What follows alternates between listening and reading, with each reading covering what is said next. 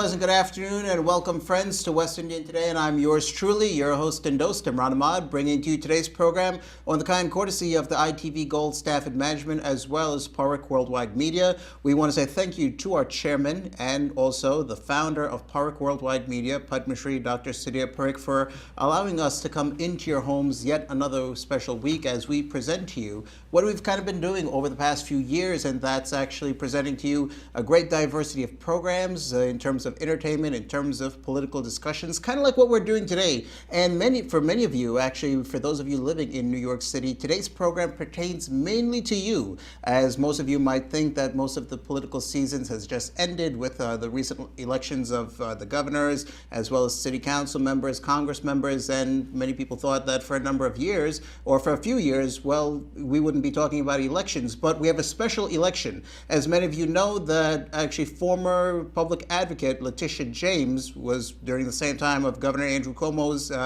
re-election bid, she was elected as the Attorney General. So with the transition from her going from the public advocate now as our newly serving Attorney General, the post has remained vacant. Currently, Council Speaker Corey Johnson is serving as the acting, public advocate until a new contender or a new candidate is elected as public advocate. So what that kind of means is that in this race, it's not really a new candidate going up against an incumbent, not so much of the new versus the old. It's about new ideas, kind of in reference to some of the old policies or changing up some of the old policies. And we've reached out to a handful of candidates for public advocate. We are definitely going to be bringing to you their sound bites, their views on different issues, and their opinions on basically changing the city, making an impact on so many lives in New York City. Joining with me here for today's program, the first of the many candidates. He's a professor at Columbia University, also an award-winning author, and he also ran up against a powerful incumbent, Letitia James, in 2017 and came away with over 100,000 votes. Once again, he's up again for the job, and this time this could be the difference maker. He joins with me on deck, ladies and gentlemen, for candidate for public advocate on the Democratic ticket, none other than Professor David Eisenbach. I want to say welcome. It's a pleasure having you. Thank you. Proud to be here. A few of the issues we're going to talk about, but first of all, what from a professor, an award-winning author professor, now going into a politician, what inspired this transition? I feel as though New York's at a historic turning point, right. And that we are heading in the wrong direction, and it's time to take a course correction. We see small business having a crisis that is unprecedented historically. We have displacement of people from affordable neighborhoods in New York, and they're being replaced by luxury towers and big behemoths like Amazon. Right. We're going in the wrong road, and I want to fix that. Definitely. Okay, so before we do talk about the issues you've identified with, as mentioned that you're running under the Democratic ticket, yes. And in a few of the on your campaign ads, as I've heard you actually challenge the mayor on a few issues, and that's one of the things actually I would like to point out, that in many cases, the public advocate is first in line to succeed the mayor, actually, but you've said that you don't want to be the mayor. But when many people think about it, isn't this now with the current administration in Washington, many people think, well, isn't it one party supports all? I mean, why basically disagree with the mayor on things such as small businesses and housing? Many people will say, hey, the mayor is fighting for small businesses and also for this, basically for workers and healthcare for all. So where's the disagreement between yourself and the mayor? Right. Well, on the small business front, Bill de Blasio has had a record of failure. Right. We see that in the empty storefronts that we see in blocks all around New York City. We see that the vacancy rate in Manhattan has gone from 7% just a few years ago to now 20%. Right. Right. Clearly, there is a high rent crisis, a high rent blight. And I have been leading the fight for a bill called the Small Business Job Survival Act. Right. And what this will do is we'll give small business owners rights in the lease renegotiation process so that successful small business owners can stay in their spaces. In a city where we want to see everyone thrive, from Main Street all the way to Wall Street, with property taxes as well as taxes increasing almost each and every year, with the act and the bill that you want to enforce if elected as public advocate, many people who are owners of small business will say, well, will this help them against the increase against taxes every year? Well, that's another thing we have to fight. Right. The fact is that Bill de Blasio is the most anti-small business mayor the city has ever seen. That's one of the reasons why I oppose him, even as a Democrat. And I feel as though that we need this bill to take care of the rent problem, but we also have to make sure that the taxes and the fines are also not driving small business out of New York City. So what's your plan in terms of now with this? Actually, I would like for you to elaborate a little bit more on how this will benefit more and more small businesses in Queens and the inner boroughs outside of Manhattan, in all the boroughs of New York City. Absolutely. So once we pass this bill, and by the way, this bill has been around for 33 years. Correct. And then I took over leadership of the fight for it, and we're going to pass it this year. And what this bill will do is if you have a commercial lease, you will be guaranteed a 10-year lease renewal. And if you and your landlord can't come to an agreement, you go to a legally binding arbitration process so that an arbitrator will pick the fair market rent that you will pay. No longer will we see increases of 300, 400% that make it impossible to do small business in New York City. Now, the rent's still going to go up, but it won't go up to those heights. Let's talk about health care for everyone. A Yes. few days ago, the mayor introduced a new idea, a new initiative in which he would like to see health care for everyone, and he's touting at least about 100 million, which according to him would basically insure over 500,000 uninsured people as well as 300,000 undocumented residents of New York City. With your health care for everyone bill, where is the similarities and where are the differences between your plan and the mayor's plan? Well, the mayor's plan does a good job of allocating those funds for those who are not in the system. I think that we have to now take this to the national level and to have a national healthcare system that covers everyone. Right. I think that that's the most reasonable and rational. And as public advocate, I can talk about issues that are not just regarding the city, but also national issues, including healthcare for all. Now, according to the mayor's plan, 100 million, is that enough actually for this plan? I mean, a few independents have said that to cover one person, it'll cost the city about $4,500, and Right. if you're covering about at least 300 undocumented people, that's way over $1 billion. So where does the rest of the funding come in for the mayor's plan? This is the problem with the mayor's plan just being by the city, for the city, right? This is why I say, yes, that's a good thing. We have to make sure that the numbers actually add up, and I agree the 100 million doesn't seem like it's going to cover all those people, but this is really a national fight that we have to create a national healthcare system.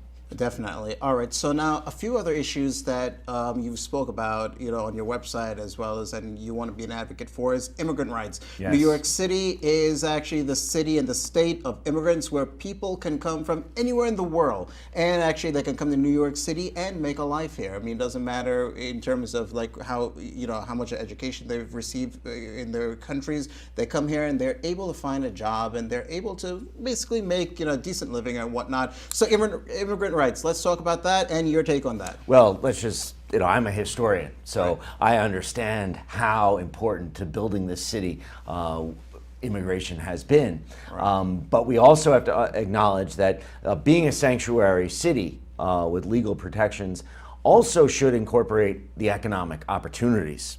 And with this mayor who is so anti-small business, you and I both know the biggest employer of immigrants in New York City is small businesses. Correct. The biggest avenue to the American dream for immigrants has always been small businesses. That's why it's so important that we protect small businesses with the Small Business Job Survival Act. Right now, immigration is actually one of the biggest discussions on a local level as well as a federal level as well, with the president and the government shutdown. Many people of South Asian communities who are actually, right now have many cases pending in terms of gaining citizenship and whatnot. What do you say to them during a time like now where there's a government shutdown? And this is a terrible tragedy of the shutdown because the courts are closed, and so the ability to actually get your paperwork processed is slowed down. What I would say is I think it's going to end soon. Right. I think the president is going to cave in. So what sort of oversight can we provide to those who are kind of worried about their immigration status? Yes. Well, I'm going to reorder the entire public advocate's office. Instead of having liaisons that are dedicated to certain boroughs and certain neighborhoods, I want to have liaisons dedicated and advocates dedicated to issues. So, for example, there would be one advocate who would be responsible for immigration issues, so that anybody who calls into the office to ask about immigration issues will go directly to this advocate, and this advocate will be very experienced in dealing with the problems for immigrants. Okay, just to understand, actually, so a public advocate is a non-voting member of city council, if correct. So, but That's right. nevertheless, they can introduce or co-sponsor legislation. When we talk about immigration rights and things of this nature, actually, what are some things, on the top of your mind that if you are elected as public advocate, you would like to see, co-sponsored or you want to introduce for immigrants? Well, as I said before, right, we need to embrace the notion that sanctuary city for immigrants is also an economic sanctuary and an opportunity for immigrants. Okay. So the first thing I would do is make sure that we pass the Small Business Job Survival Act, because small businesses are the major employer of immigrants.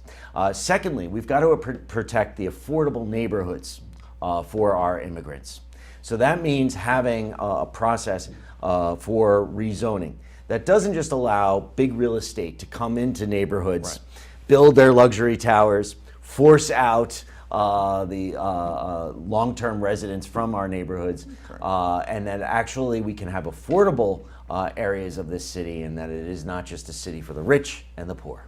Definitely. Talking about affordability in terms of housing and whatnot, currently we have a major crisis, and I believe that you've outlined that as well, in terms of homeless individuals and homeless children. Yes. While this is a growing, epidemic, it's a huge issue, and many people have their different takes on it, how to tackle it, how to combat it. But there are many residents, long-term residents, who are not happy with the initiative by the mayor to introduce a homeless shelter in their neighborhood, because they believe that a homeless shelter in their neighborhood will decrease the value of their property that they've worked many, many years to pay off and finally own. But how do we fix this problem? I mean, because I think, the mayor has tried for about a number of years, and yet the amount of homeless people continue to increase every year. That's right. Well, he's making it worse. It is his, first off, he denied that there was even a homeless problem when we all know it was true. And then when it was coming for his re-election, he comes up with a half-baked plan to build these homeless cluster sites all around the city. And that wasn't going to work. His housing program to build affordable housing within luxury towers merely drives up the rents in the surrounding buildings, leading to more displacement and more homelessness. That's why under his affordable housing program, we've actually had an increase in homelessness and displacement. So first off, we have to acknowledge that Bill de Blasio's housing program is a complete failure, and we have to move on to what I believe was a successful housing program, and it was called Mitchell-Lama. It came about in the 1960s, it ran through the 1970s, and it was truly affordable, long-term housing that was built, which would remain perpetually affordable.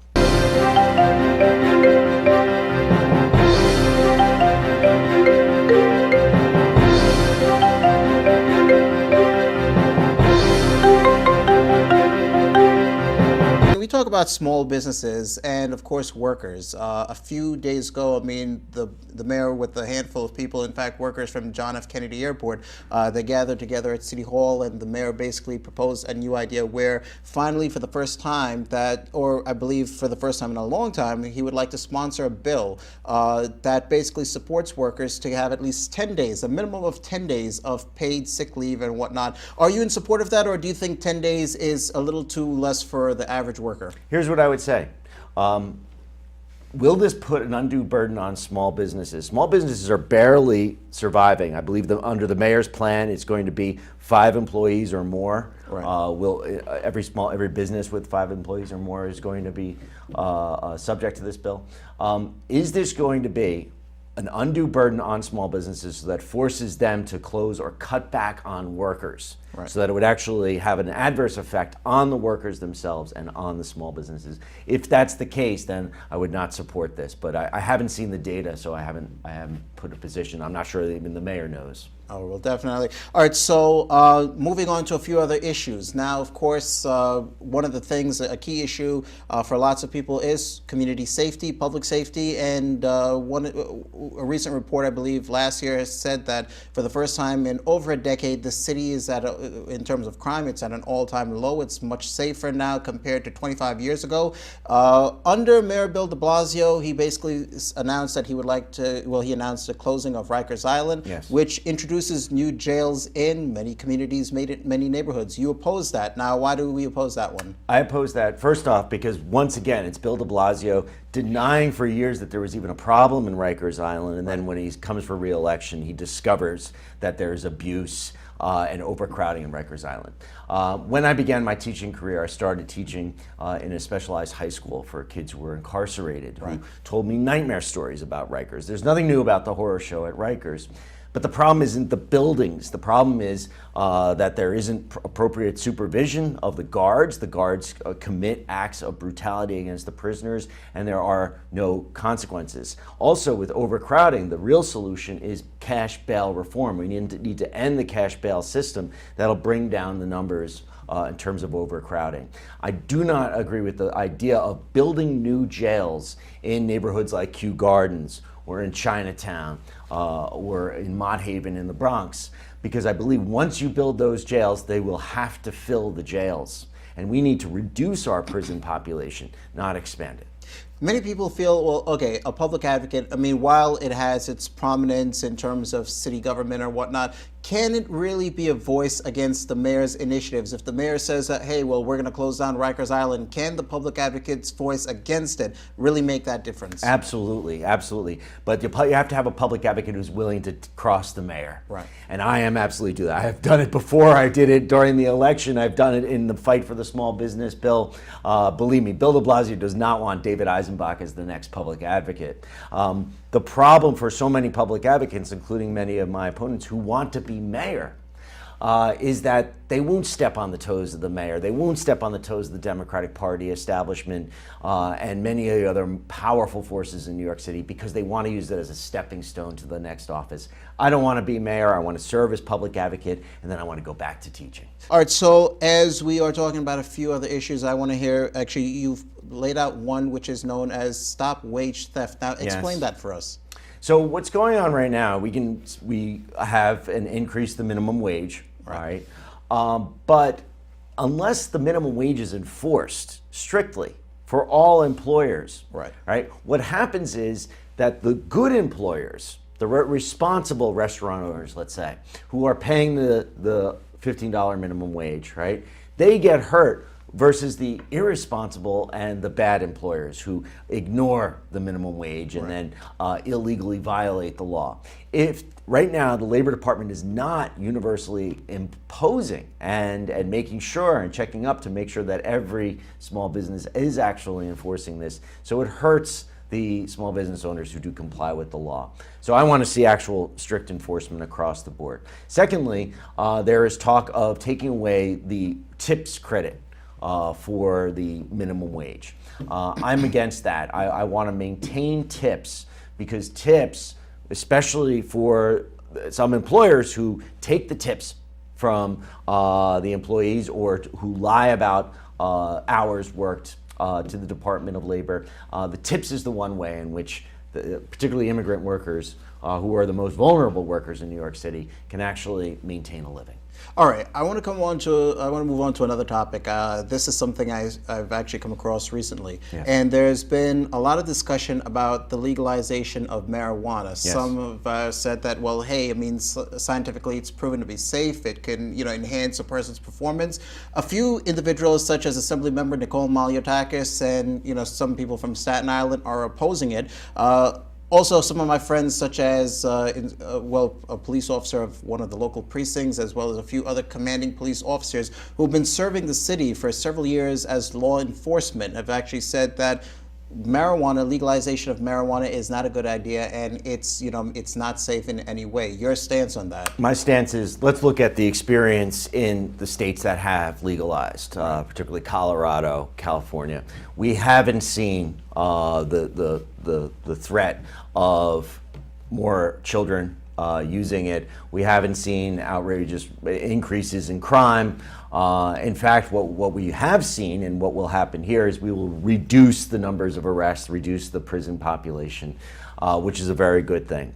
I do, however, want to make sure that this is not something that is sold to children. We have to be, just like we did with alcohol, we have to make sure, and tobacco, that this is definitely kept out of the hands of kids without question. Letitia James, as a public advocate, what are a few things that you disagreed with her when she served as our public advocate? I mean, I think that for many people it was unprecedented that for one of the first times that we had an African-American woman serve as the public advocate, and now she's become the Attorney General of New York State. But what are a few things that you want to overturn that she's done? Well, primarily, I wanted her to be more critical of the mayor and call him out on the corruption scandals.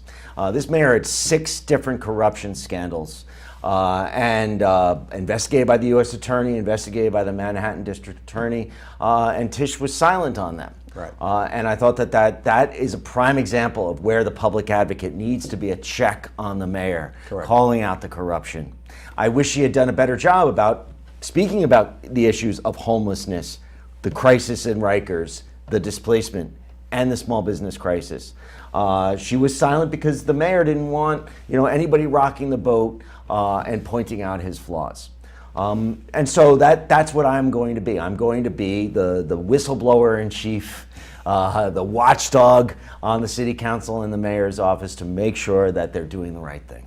As we are moving forward, and of course, as mentioned earlier, that part of the job or part of the role of the public advocate is basically to, investigate certain complaints of citizens whenever city agencies and other things are not working efficiently. So, for our viewers who are not really aware of like certain agencies that they can make a complaint about, to the public advocate, what are a few things that they can go about, in terms of reaching the public advocate when things are not running efficient? Right. Well, the public advocate is really just the voice of the people, the ombudsman, where you can make the complaints, right? You do have to have a public advocate who's committed to calling out city agencies. So, for example, the Department of Buildings, kind of famously problematic. And in fact, I was involved in a fight for 8385 Bowery residents whose building was condemned by the Department of Buildings for very suspicious reasons, we believe at the behest of the landlord. And we got those residents back into their building after a very long fight. So the idea is Department of Buildings would be a prime example. Department of Transportation. I also believe that not all the bike lanes that are being built by the Department of Transportation are good bike lanes. The one on Skillman Avenue, I believe, is wrongfully placed. I think it should be placed in another location. So these are the things that I will take on as public advocate, the big issues, the big departments. Definitely. I think the Department of Transportation has become a severe issue. A lot of people have been complaining about it day in and day out, and there's so many things that we can talk about. In terms of basically people's support, I mean, in terms of people reaching out to you or your outreach to all our viewers, how can one go about doing so? How can one reach you? And of course, if they have any questions for you as we are leading up to the special election taking place on the 26th of February, you can go about, letting people know how they can get in contact with you or submitting some questions and concerns. Yes. Well, if you want to learn more about the Small Business Job Survival Act, it's sbjsa.com. If you want to learn more about my candidacy, it's publicadvocate.eisenbach.com. Definitely. And in our final few moments, I want you to make an appeal to all our South Asian, Indo-Caribbean viewers and to all our viewers at large, why they should support you in the special election for public advocate. I'm Dr. David Eisenbach. I want to be your public advocate. I love my job as a professor. I'm not doing it to get the majesty of office. I'm doing it because I know the city is heading in the wrong direction. We are losing the middle class. I want to stand up for your schools. I want to stand up for your communities, stand up for your small businesses and the affordability. We cannot be a city of the rich versus the poor. That is unsustainable. That will collapse. And we are on that verge. And so please consider me voting for you, voting for me as your public advocate. I will fight for you every single day against the powerful. Well, there you have it, ladies and gentlemen. Dr. David Eisenbach, actually the Democratic candidate for Public Advocate of New York City. And we're just weeks away from the special election of Public Advocate. In that time, we do hope that you will actually interact with us, submit your questions. You can feel free to submit your questions directly to Dr. Eisenbach or also yours truly, which we hope will inspire another conversation between ourselves and with our team and Dr. Eisenbach, actually with your concerns and your questions. And we wish you all the very best in the special election. I really appreciate this. Thank you so much. And to all our staff and management, we want to say thank you to them for ensuring we're able to bring today's program into your homes through the means of your television sets. And with that, we sign off. This is yours truly saying it's been our pleasure being with all of you. We do hope you enjoyed your time spent with us.